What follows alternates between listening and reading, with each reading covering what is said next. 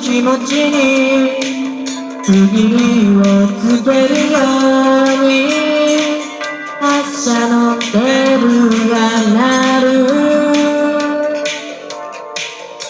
もう一度街に振り向く。冷たいガラスが夕日をはじく頃、汽車は風になる。想いは切なく流れて、時に愛を遠く離れて、ひとりたどる銀のラインの誰かあてに、ペンを取るのも忘れてたよずっと。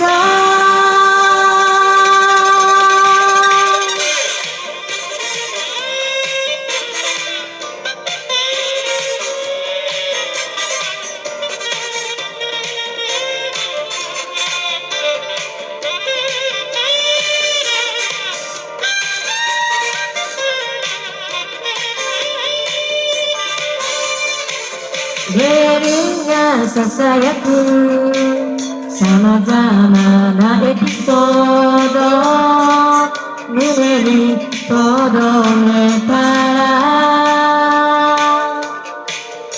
いつかは君に話そう、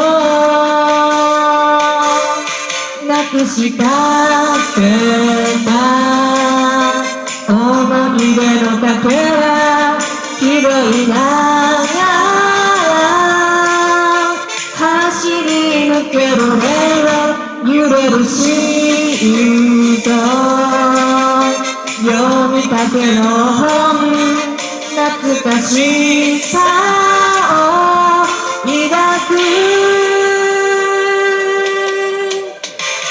大事なほほえみに、今なら気づくだろう。やがて闇が窓に降りても止まらないで、先を急ぐレール、時に愛を遠く離れて、一人たどる銀のラインレロなくしかけた思い出のかけら、拾いながら走り抜けるレーロ